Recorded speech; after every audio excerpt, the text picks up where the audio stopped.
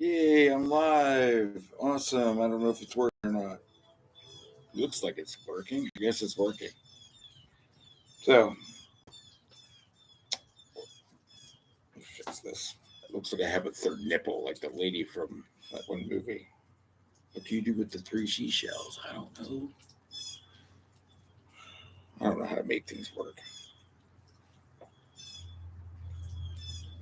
Seriously? Why won't you stick? There we go. That's a thing. Does it look like I have a third nipple again? That was weird looking. So what am I doing this morning? Oh, I am making some warm tea. Yeah.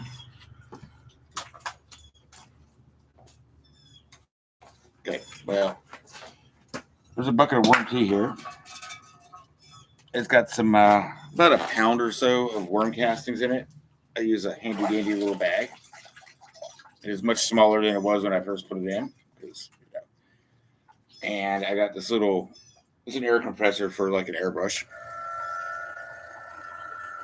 But for video sakes, I'm going to leave that off because it's loud.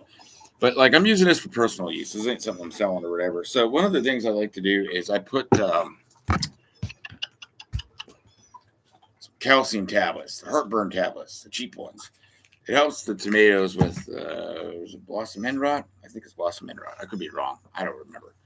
So I put like 2 of them tablets. I got 4 gallons of water in here. I put 2 of them tablets. And so when I do my seedlings, not my garden, but my seedlings, you got to fertilize them after like 2 weeks or whatever, a week or 2. The organic fertilizers smell like hell, and they're in my house, in my room, and I do not want to smell them. So I do use non-organic fertilizer. Let's say 4-18-38. So it's very low nitrogen. Because I ain't trying to have bushes up in there. I don't want a lot of, I'm going for more root growth and things like that. Not so much a big leafy thing you do. So it's 2 tablespoons of fertilizer to a gallon of water. I do 2 teaspoons. I do 1 teaspoon to 4 gallons. I'm sorry, 2 teaspoons to 4 gallons. So it's a lot less. And then I put in 2 of these calcium tablets to help with I want to say Blossom End Rot for the tomatoes. But it doesn't hurt. It doesn't hurt. I use my little mortar and pestle, and I like an old Chinaman, in an opium den. Next, I add some Epsom salt. A little bit, not much. A little bit goes a long way. I do not remember what the hell the Epsom salt helps with, but I know it helps with something. So, like I said, I just put about maybe a teaspoon, if even. We're going to call that chunk a teaspoon. A little bit more. Probably more than a tablespoon. So, now this is not something I would sell. This is something I'm doing to tailor for my use at home. My issues I'm dealing with. Well, we'll be dealing with at some point. I'm a big firm believer in, tomatoes need lots of calcium, so I like to give them the calcium in all the stages of their growth. Jonathan, hello, good morning. Welcome back to Redneckistan. So we're going to put this little concoction here. Yay. And I need a mixing stick. It's as mixing stick as any other.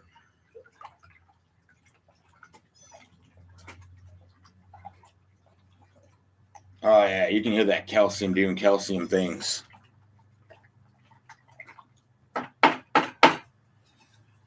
And let this run for 24 hours-ish.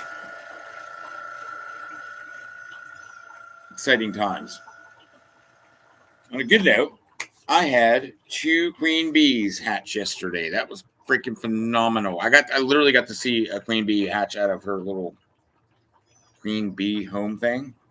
For my graftings I did on the previous video. Not all of them took, as you can see. A lot of them didn't take. the JCBs, these ones here, they actually did the best. Turns out, I ended up having 1, 2, 3, 4, 5, 6, 7 queen cells. But out of those 7, I murdered all but 2. Oops. But those 2 queens are out there. I put some bees from the other hives into a little 3-frame nuke. So hopefully those queens get mated. I'm going to try this experiment again in about 3 weeks, maybe 4 weeks. I don't know. I know I can graft now, just not good at it yet, but I did have a bunch of royal jelly saved up now. I'm going to use that in the future. I'm going to put some more royal jelly in there whenever I go to grafting. Hopefully I will get better odds then. And I mean, most of it was just my handling, or lack of proper handling, we should say. I bought these cheap little crappy plastic dooflookies to put them in because I knew they were about to hatch. That's why I went and pulled them out. Literally another day and they would have murdered each other. But anyway, so that's cool. I got queens that just need to go get mated, but the weather's not exactly conducive to that because it's raining today. And it looks like it's going to be raining quite a bit next week. It's going to take 5 to 6 days for those queens to be mature enough to mate. So the rain today is fine. Hopefully after that we get some good weather. I noticed I got a bunch of drones in my other hives, so it means there's other drones out there for them to mate with. Hopefully, we got a bee coming to visit right now. That's cute. Little feller, what you doing there, feller? You don't know. I put some honey out for them. Yeah, he's eating some honey. Let's see what we got. Oh, yeah. Oh, no. I flipped him over. Now he's stuck in the honey. I don't know if y'all can see. Oopsies. Sorry, little lady. My bad. Sorry. Apologize. Deepest apologies. You're probably going to die now, thanks to me. I'm just such a bee murderer. Well, oopsies. I did that. Another good thing. I got some potatoes all ready to go in the garden. I planted some 2 weeks ago. I let these ones scab over, and they're ready to go in the garden today. I wanted to do that before the rain came, but I was busy with bees, and by the time I got done with the bees, it started raining. So, yeah, they're all nice and scabbed over and ready to go. I actually got a lot of brassicas popping up right now, and radishes and beets, so that's gravy. And then, oh yeah, I got, yeah, sorry. Took them plants out to get a little rain, so I don't have to water them. I got a bunch more inside under the grow lamps. So they'll be ready to go out in the garden here next month, I guess. Well, some of those are actually probably going to go out like later this week, maybe next week. I don't know. The brassicas, the cabbage, cauliflower, mustard greens, things of that nature. I got my big tray, a big salad machine, I call it. I got arugula, parsley, basil, oregano, and like 4 or 5 different types of lettuces. I like the very colorful ones, so I like to mix them up between green lettuces and red lettuces and orange lettuce. Not orange, that'd just be toxic looking, but I like to give it a lot of color so when it grows and finally fills up, it's gonna look pretty cool. Oh no. Hang on, my phone's ringing.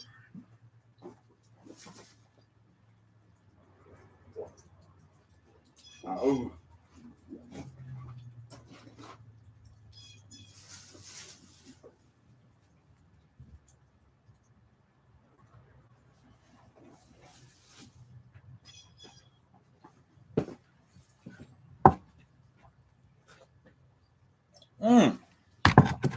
Had a job interview this morning. That was cool. Seemed to have gone well, so I should hear back soon. It'll be interesting. It's with Sears. I didn't know Sears was still a thing. Apparently, Sears is still a thing. If y'all didn't know, but doing appliance repairs, they don't do on call. That's a big win in my book because I hate being on call. I can't stand that crap. And the pay's pretty comparable to what I made in doing HVAC. So whatever. It's actually a for refrigeration technician, so HVAC ish, but appliances smaller, which I have gorilla hands and such. They don't look like it, but trust me, they're not dainty. But most of these things, most issues are electrical related, not so much refrigeration. So if you got a refrigeration issue, I think it's probably toast anyway. But exciting times. Well, I think I got a little lull in the weather right now, so I think I'm gonna go plant my potatoes, and maybe I gotta go take the rest. I'm gonna take the rest of the plants out to get a little rain and a little sun on them. They need to be acclimated to the sun, because if you grow plants inside and then you take them out from underneath the grow lamps and put them outside, the sun will just kill them in a day. Like the UV is too much. So on days like this where it's overcast, and I like to take them out for a few hours. Even on days when it's sunny, I take them out for an hour or two. Actually, you get more UV radiation on cloudy days than you do on sunny days, so that's like a thing. But yeah, so what's the plan? Plant some potatoes, transplant some lettuces to my little salad tower. I do got to do some worm stuff. I'm gonna go through some worm casting, separate them. I got the trommel out back. This is a pain in the ass to operate, and I'm not trying to set the camera up and a rainstorm come in. So I got to run the trommel for a while and separate some stuff out. The trommel works amazing, but there's one flaw. I do get a lot of eggs coming through it. So I found that it's best to run everything through the trommel, take what should just be pure castings, but generally has a lot of eggs in it, and then do them by hand, which it cuts down time by what would take me 6 to 8 hours. I can now do in like 15-20 minutes. So it's easy peasy. And then I got to size and separate, classify my different compost. My compost had classified in different sizes. So I got a bunch of grow bags on order, those fabric bags. I'm gonna be planting a lot of stuff in them because you can only fit so much into the raised beds, and I'm trying to keep the raised beds more for the tomatoes on the back, and then like smaller stuff. I don't want things to compete, so I'm gonna try to utilize all of these grow bags. They seem pretty cool and pretty popular. I got a whole, was it a 20 or 10 gallon grow bag full of carrots grow right now. So I've learned that growing carrots, I've never had much luck growing carrots in the past, ever. They need a lot of sandy soil, because the ones I grew last year, well, for one, the rabbits and the groundhogs kept eating the tops off them, so that didn't help. I ended up, I had a bunch of like this long, still growing out there, but I pulled them out when I was planting other stuff. But yeah, they hit rocks and they get deformed and that. So I'm just going to try to grow carrots in those grow bags, like a whole bunch in a small area. I'm a big fan of a whole bunch of stuff in a small area, but you gotta be more attentive to it then. But all right, anyway, on that note, I'm going to go do some gardening. You'll have a great day, Jonathan. Great having you visit. Take care.